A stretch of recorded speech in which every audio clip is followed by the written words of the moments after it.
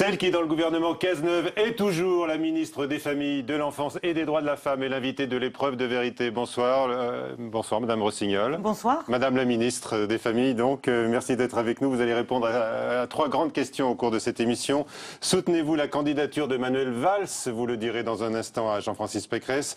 Croyez-vous que les Français épargneront un nouveau 21 avril à la gauche divisée comme jamais? Là, vous le direz à Lucille Malandin de l'AFP. Enfin, pour évoquer vos combats, notamment celui qui vous attend demain au Sénat, question sur le délit d'entrave à l'IVG. Est-ce que, en fait, vous voulez créer une nouvelle menace pour la liberté d'expression? C'est ce que disent vos détracteurs. Vous, eh bien, vous voulez vous en prendre au site internet et notamment au numéro vert qui cherche à dissuader les femmes de pratiquer un avortement. Mais d'abord, une question d'actualité. Est-ce que vous êtes heureuse? Heureuse dans ma vie, heureuse dans mon rôle de ministre, heureuse d'être reconduite dans mes fonctions, oui. Oui, je suis heureuse parce que j'ai un portefeuille, j'ai un périmètre qui est un beau portefeuille ministériel. C'est-à-dire que s'occuper des enfants, des familles et des droits des femmes, c'est s'occuper de quasiment tout le monde. Et c'est des vrais combats. Et c'est des vraies avancées pour la société. Quand est-ce que vous l'avez su que vous étiez maintenu? On vous a passé un petit coup de fil? Comment ça se passe? Ah non, on a un coup de fil en général quand on est débarqué. Promu. Non, quand on est promu, quand on est appelé. Quand on est débarqué, ça m'est pas arrivé, mais j'ai cru comprendre qu'on n'avait pas de coup de fil non plus. Aussi. Le plus souvent, on l'apprend à la télé, donc j'ai regardé la télévision ce matin comme tout le monde, et puis j'ai vu les trois annonces qui se sont succédées, qui remplaçaient Bernard Cazeneuve. Des changements, mais il y avait la permutation. Donc pas d'informations officielles, quoi. Hein. Non, il n'y a pas, voilà, mais vraisemblablement, il n'y avait peut-être pas à se poser de questions. Le choix qui est fait, c'est effectivement le choix de remplacer le Premier ministre, avec la conséquence que ça a sur le ministère de l'Intérieur. Est-ce que vous êtes heureuse désormais, vous allez me répondre oui, évidemment, de travailler avec Bernard Cazeneuve? Oui, mais je travaillais déjà avec Bernard Cazeneuve. Oui, mais là, c'est le chef. Oui, c'est le chef. Moi, j'aime bien, comme disait le Premier ministre précédent, le chef est là pour chefer. Et Bernard Cazeneuve a la capacité, non pas d'être autoritaire, Manuel Valls n'était pas non plus, mais on lui prêtait quand même ce penchant. Il n'était pas autoritaire. Pas avec les femmes? Non, pas autoritaire avec ses ministres. D'abord, il les soutenait. Il les défendait quand ils étaient attaqués. Ça s'est révélé de nombreuses fois. Quand Marisol Touraine, par exemple, était beaucoup attaquée sur le tiers payant, il l'a défendu. Quand les ministres sont attaqués, il les défendait. Alors parlons du nouveau. Il les soutenait. Et le nouveau, il a les mêmes capacités à être un chef d'équipe, c'est-à-dire à extraire de nous le meilleur, à nous faire bien travailler ensemble. Et puis il a une expérience remarquable. Moi, j'ai travaillé déjà avec lui et son ministère sur les questions de prévention de la radicalisation et d'accompagnement des familles des jeunes qui sont partis en Syrie. D'accord. Est-ce que ce choix de Bernard Cazeneuve, c'est aussi celui du soulagement pour François Hollande? Il va pouvoir se reposer sur lui pendant les 5 mois qui viennent. Là, peut-être qu'il va pouvoir se reposer tout court. C'est fini, la guerre au sommet, le bras de fer. Mais le quinquennat n'a pas été le quinquennat d'un bras de fer entre le Premier ministre et le Président de la République. Non, mais sauf que là, ces dernières semaines, c'est ce qu'on a vu. Sur la durée, c'est une très courte période. Manuel Valls était un Premier ministre extrêmement loyal et protecteur aussi à l'égard du Président de la République. Et le schéma qu'avait Manuel Valls, ce à quoi il a travaillé, c'était de permettre à François Hollande d'être de nouveau candidat. Manuel Valls n'avait pas... Vraiment ? Oui, vraiment. On va en parler un peu plus tard. Et il n'avait pas d'arrière-pensée. Et donc, pour revenir à la question que vous me posiez il y a un instant, je pense que le choix du Président de la République de nommer Bernard Cazeneuve comme Premier ministre, je ne dirais pas que c'est le choix de se reposer. Je pense que c'est un choix qui est celui d'un Président de la République qui est toujours d'abord et avant tout préoccupé des questions de sécurité. La menace terroriste n'a pas diminué avec les événements politiques que nous connaissons. Il n'y a pas de lien entre les deux. Elle est toujours présente. Et le Président de la République est totalement engagé sur ce sujet. Laurence Rossignol, vous restez en tous les cas en première ligne sur plusieurs sujets qui, par ailleurs, vous tiennent à cœur.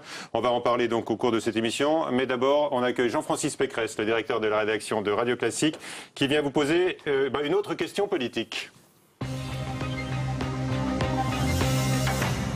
Bonsoir Jean-Francis. Bonsoir Michel, bonsoir Laurence Rossignol. Alors depuis hier soir, Manuel Valls est donc candidat à la primaire du PS, de la gauche, du PS. Est-ce que vous le soutiendrez? Est-ce que vous voterez pour lui? Je vais voter pour Manuel Valls et je le soutiendrai parce que dans cette primaire et ensuite dans l'élection présidentielle, je n'imagine pas que le débat ait lieu devant les Français entre des candidats à la présidence de la République qui tous, soit enjambent, soit piétinent ce quinquennat et le bilan que nous portons. Et je crois que le bilan que nous avons, bien sûr, il y a des frustrations, bien sûr, il y a des résultats qui ont été longs à venir, et il y a aussi des succès et des choses dont nous sommes très fiers. Moi, en particulier, dans mon secteur, je pourrais vous parler de mes sujets de fierté. Et donc, bien entendu, il est indispensable que, à mon sens, le candidat qui représentera le Parti socialiste et la gauche plus largement dans cette élection présidentielle soit aussi porteur du bilan. Je crois que les Français n'y comprendraient rien si ils n'avaient personne. La gauche a gouverné 5 ans et elle ne peut pas être absente du débat à la fois du bilan, mais aussi du projet. Et donc, si je vous comprends bien, vous voterez Valls et vous le soutiendrez parce qu'il défendra bien le bilan de François Hollande ?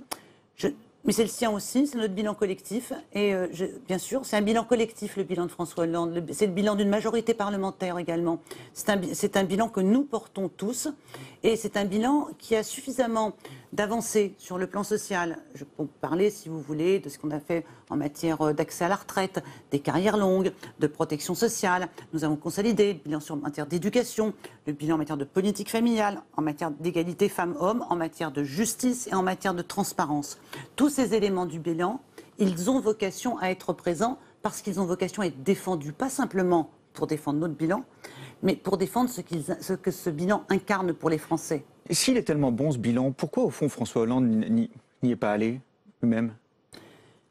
Je ne vous dis pas que ce bilan est tellement bon, je ne vous dis pas ça, je dis que ce bilan est à défendre. Mais s'il est défendable, c'est paradoxal effectivement que le chef de l'État lui-même n'y aille pas. Parce que le président de la République a constaté qu'il y avait d'abord, il a été victime depuis 2012 d'une fixation, d'une crispation et d'attaques sur sa personne qui ont commencé très rapidement. Ouais. Il y a probablement toujours dans la Ve République une dimension personnelle et une dimension collective.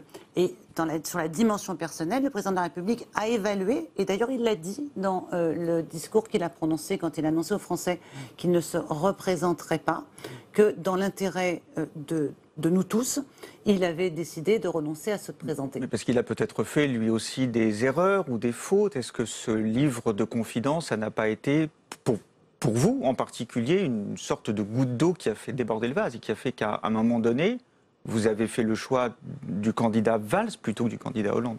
Écoutez, je pense qu'il serait malvenu, inutilement désagréable, et que ça relèverait de l'acharnement.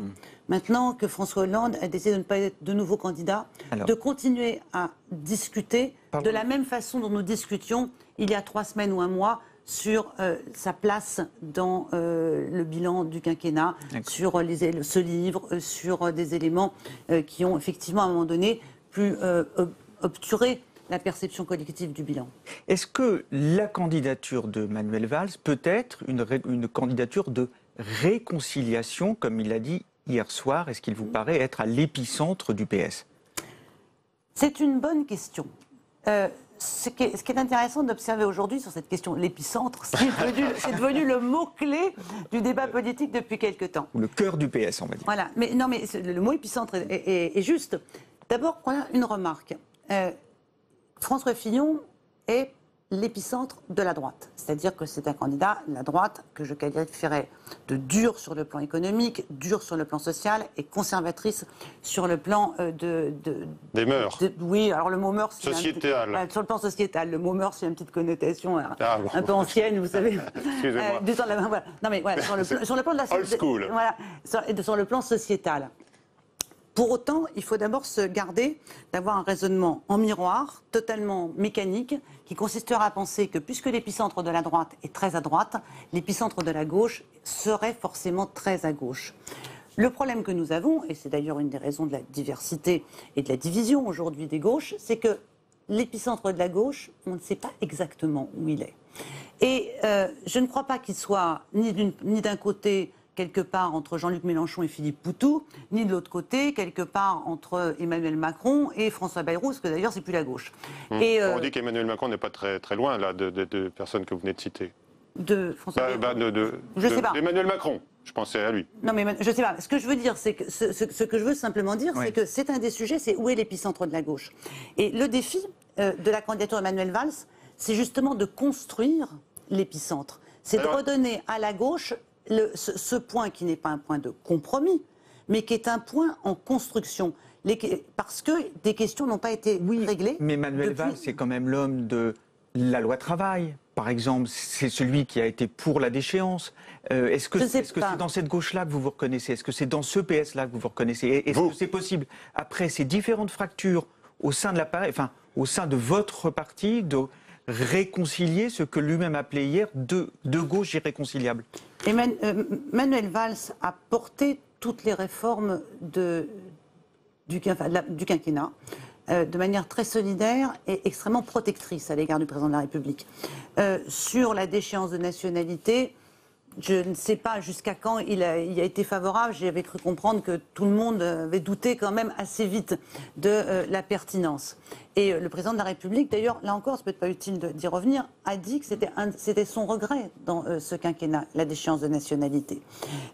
La loi travail, elle a été portée par le Premier ministre et aussi le Président de la République. Elle a été portée collectivement.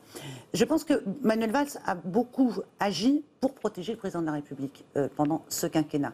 C'est-à-dire qu'il a joué le rôle de Premier ministre. C'est-à-dire que le Premier ministre est celui qui va en avant, qui prend les coups, le souvent également, et qui porte.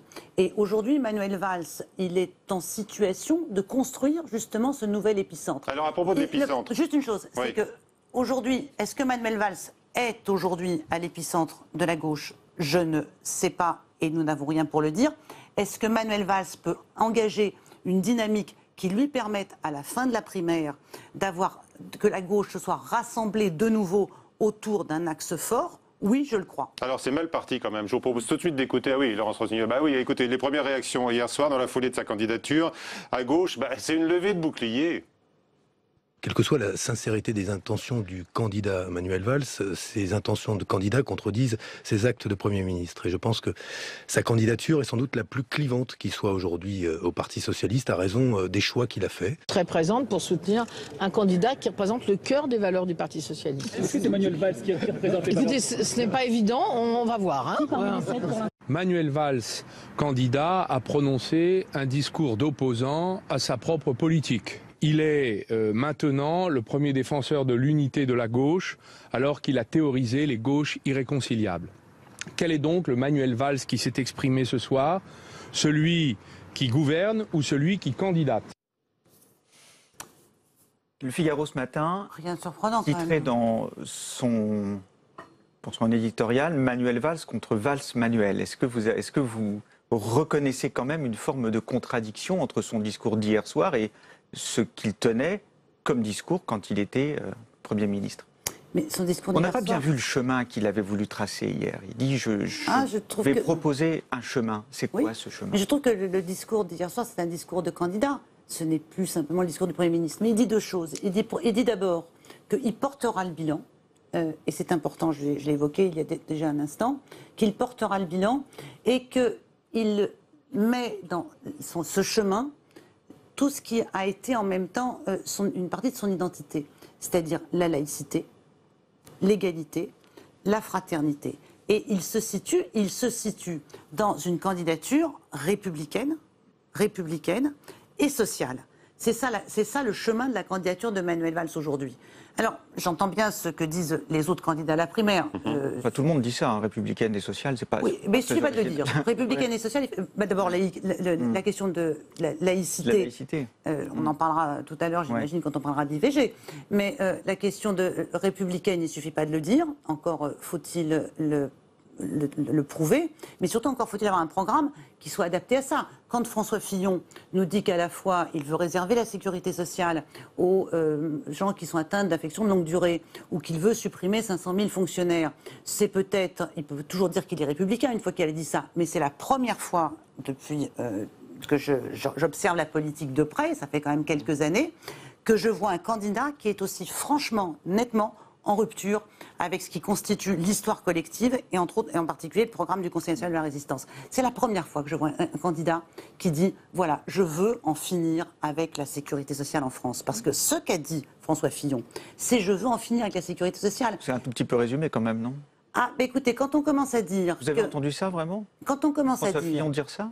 Quand on commence à dire que la sécurité sociale sera réservée à ceux qui sont atteints de longues maladies, à ceux qui ont des maladies lourdes, et que pour tout le reste, ce sera renvoyé vers les assurances privées ou les mutuelles, sans d'ailleurs nous préciser s'il s'agit des mutuelles du Code de la mutualité ou des mutuelles du Code des assurances. Là, on est dans une véritable rupture sur le principe même de la sécurité sociale, c'est-à-dire la solidarité sur la prise en charge globale de la maladie, et surtout cette idée qui sous-tendait l'assurance maladie, qui est que c'est en soignant tous les jours des petites maladies qu'on se prémunit contre les graves maladies. Il y aura des modifications sans doute là-dessus, puisque Bernard Accoyer, aujourd'hui même, un grand soutien de François Fillon, dit qu'il faudra apporter des éclaircissements, et lui est opposé à ce qui est annoncé en matière des étatisations de la Sécu. Donc sans doute que le discours va évoluer, le projet aussi, de ce côté-là. Ce serait bien que François Fillon n'ait pas un discours pour gagner la primaire de la droite, un autre discours ensuite, avec des gens qui le soutiennent, parce que lui aussi, si l'alternance se produisait, s'il gagnait l'élection présidentielle, aurait quand même une majorité qui peut-être a cru à ce qu'il a dit pendant la primaire, d'autant plus que je pense que ce qu'il a dit pendant la primaire correspond exactement à ce qu'il pense. Merci beaucoup Jean-Francis. Lucille Malandin de l'AFP arrive désormais pour la deuxième partie de l'épreuve de vérité. L'épreuve de vérité avec l'AFP. Bonsoir Lucille. Bonsoir Michel. Bonsoir Madame Rossignol. Alors croyez-vous dans la situation actuelle telle que ça se présente pour la présidentielle 2017 que les Français vont épargner un nouveau 21 avril à la gauche et au pays. Et au pays, évidemment, qui part me voler ma réponse. divisé comme jamais, même presque encore plus divisé qu'en 2002, on pourrait dire, si on compte le nombre de candidats qui se présentent à l'intérieur de la primaire et hors de la primaire. Voilà, la différence avec 2002, c'est qu'en 2002, il n'y avait pas de primaire.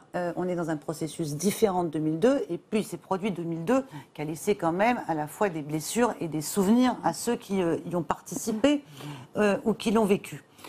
Aujourd'hui, nous avons une primaire. La primaire, elle a aussi pour vocation, si nous la réussissons, cette primaire, de permettre à la gauche de construire un rassemblement. Et je suis comme Michel Grossian, je pense que ce serait bien que les Français épargnent pas simplement à la gauche, mais s'épargnent à eux-mêmes et épargnent au pays un nouveau 21 avril. Surtout qu'il n'est pas dit que ce nouveau 21 avril soit le même. C'est-à-dire que le 21 avril, d'un certain point de vue, ça commence mal et ça finit bien, si j'ose dire. Le premier tour, dire que Madame Le Pen tour est un désastre. Tour. Le premier tour est un désastre, mais le deuxième tour se finit par la victoire de Jacques Chirac, à laquelle j'ai contribué. À plus de 80% des voix. À plus de 80% des voix. Là, les risques sont différents. François Fillon n'est pas Jacques Chirac, ni dans son programme, ni dans son identité, ni dans la partie de la droite à laquelle il se rattache, ni dans la droite qui le porte. Et écoutez, là, on a beaucoup diabolisé dans le passé Jacques Chirac. C'est ce que vous faites aujourd'hui avec François Fillon, non? Écoutez, Jacques Chirac a toujours eu Non, je crois que c'est pas deux personnalités identiques. Je n'ai pas souvenir Moi, je me souviens de quelques petites phrases de Jacques Chirac. Souvenez-vous, il y avait Facho Chirac, non, mais etc. c'était la phrase sur les autres, d'ailleurs, je me rappelle. Très bien. Je me souviens de petites phrases de Jacques Chirac, mais en 2002, on est dans une situation, on connaît déjà, on a vu Chirac déjà président de la République, on sait que Jacques Chirac est somme toute dans une espèce de tradition d'une droite qui continue de s'inspirer du compromis gaulliste. Voilà. François Fillon, c'est différent parce que s'il s'obstine à faire la campagne qu'il a faite dans la primaire, à dire ce qu'il dit, en particulier en termes de modèle social, s'il s'obstine à vouloir être le Margaret Thatcher de la France d'un certain point de vue, et à être aussi le conservateur parmi les conservateurs, je ne suis pas sûre qu'il crée les conditions pour que le deuxième tour en 2017 soit aussi facile que l'a été celui de Jacques Chirac. Mais là, vous partez du principe déjà que la gauche est éliminée au deuxième tour. Après je continue. Et dans l'hypothèse où c'est la gauche qui est face à Marine Le Pen au deuxième tour, je ne suis pas sûre non plus que le discours de la droite d'aujourd'hui favorise le rassemblement républicain au deuxième tour contre Marine Le Pen. Donc je ne vois qu'une solution pour nous prémunir de Marine Le Pen en 2017, c'est un deuxième tour droite-gauche. Voilà, celui-là, et qui d'ailleurs ressemble bien plus et correspond bien davantage au pays qu'un autre type de deuxième tour dans lequel le Front National serait présent. Merci Lucie. Troisième partie de l'épreuve de vérité maintenant avec Mickaël Zamès de Public Sénat qui arrive. On va évoquer, Laurence Rossignol, vos combats comme ministre notamment des droits de la femme.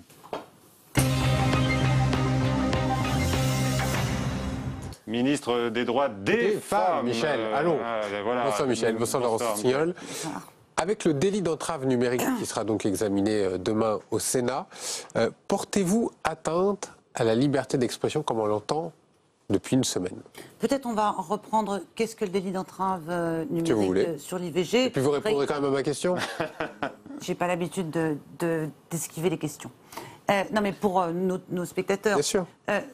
Aujourd'hui, ce que nous observons, c'est qu'il existe des sites internet extrêmement actifs qui sont les outils de propagande des associations anti-IVG, de toutes celles et ceux qui n'ont jamais renoncé dans leur hostilité à l'IVG et qui se sont installés sur un créneau qui est celui de l'apparence de la neutralité, l'apparence de l'information, pour attirer des femmes qui cherchent des informations de santé publique ou légales. Par exemple, je veux pratiquer une IVG, quels sont les délais, quelles sont les techniques, à qui dois-je m'adresser, est-ce que c'est remboursé? Des femmes qui cherchent aussi une écoute psychologique parfois. Des femmes qui cherchent une écoute psychologique aussi parfois, mais elles la trouveront dans le parcours médical. Il y a 2 rendez-vous avec un médecin et le médecin, l'équipe médicale qui va pratiquer l'IVG va leur apporter aussi cette écoute psychologique. Elle est déjà là, l'écoute psychologique.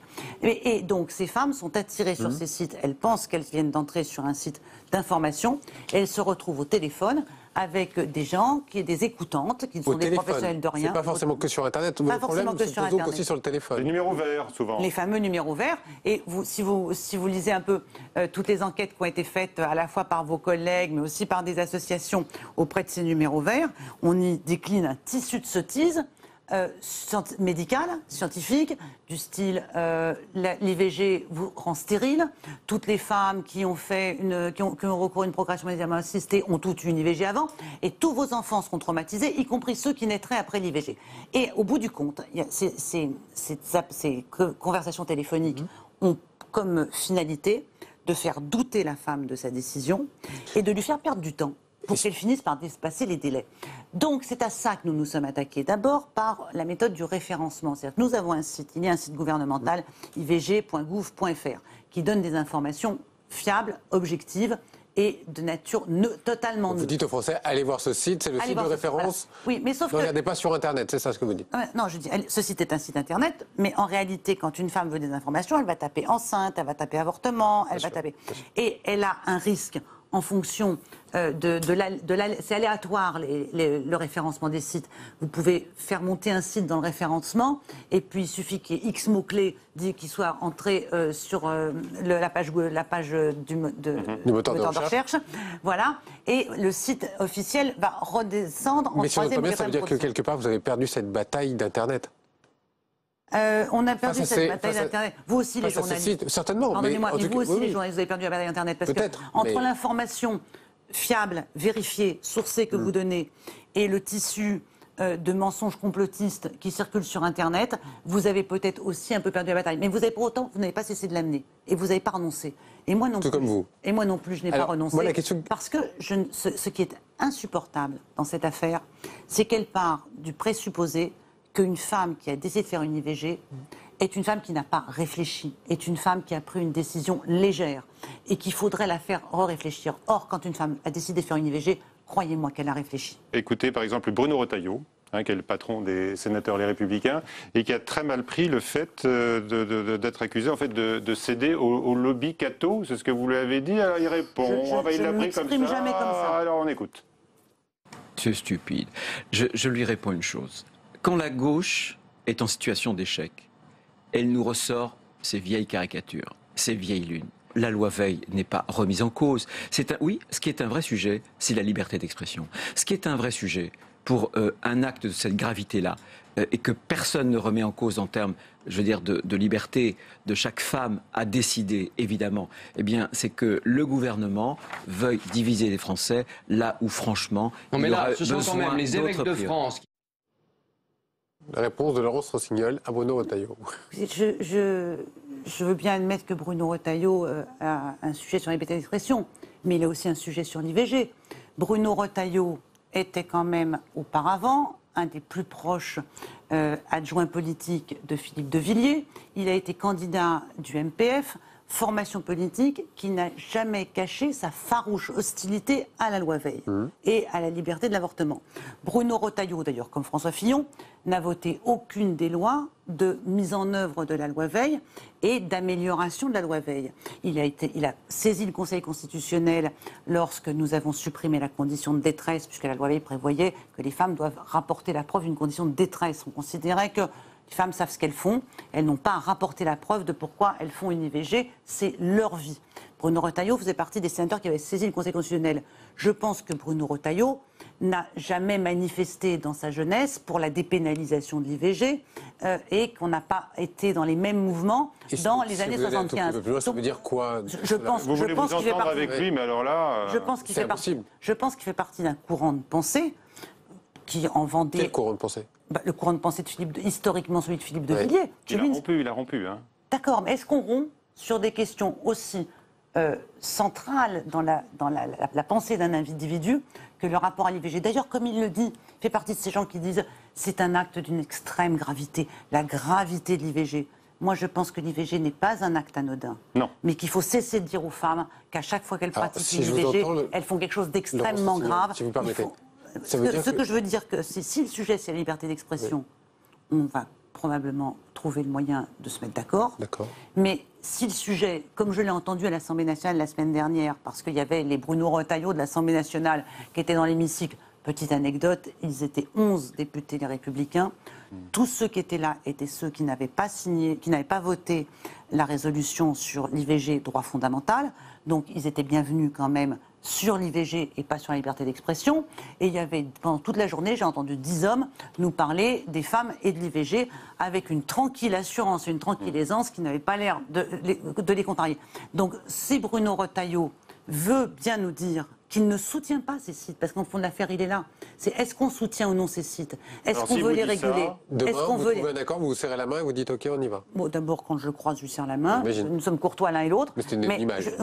On peut travailler. Mais que chacun dise quelle est sa position. S'il n'y a pas d'accord demain, vous repasserez encore une fois par le Sénat, une troisième fois? Écoutez, s'il n'y a pas d'accord demain, il y aura une commission mixte paritaire. L'Assemblée aura le dernier mot. Et ensuite, nous reprendrons la procédure de navette. Voilà, c'est un texte, c'est une proposition de loi comme les autres, et soumise à la même procédure de navette. Et ce sera un marqueur politique. On a assisté à une nouvelle passe d'armes entre Marine Le Pen et sa nièce. Oui, vous avez vu Marion Maréchal qui, elle, voudrait revenir sur le remboursement intégral et illimité de l'IVG. C'est une passe d'armes ou bien c'est une répartition des rôles? Je ne sais pas, je ne suis pas experte de la famille Le Pen. Ce que je sais, c'est qu'on peut tout à la fois réaffirmer qu'on ne touchera pas à la loi Veil et couper les moyens de l'accès à l'IVG et avoir le même résultat en termes d'inégalité d'accès et de difficulté d'accès à l'IVG que si on touchait à la loi Veil. Et c'est de cela que je suis extrêmement préoccupée pour les mois et les années à venir dans le discours de la droite d'aujourd'hui, si elle veut revenir au pouvoir. Pour les 5 mois qui viennent, vous avez encore travaillé sur le sexisme et sur l'égalité salariale. Laurence Rossignol, merci d'avoir été avec nous aujourd'hui. Et merci, Michael. Bonsoir à tous, à la semaine prochaine.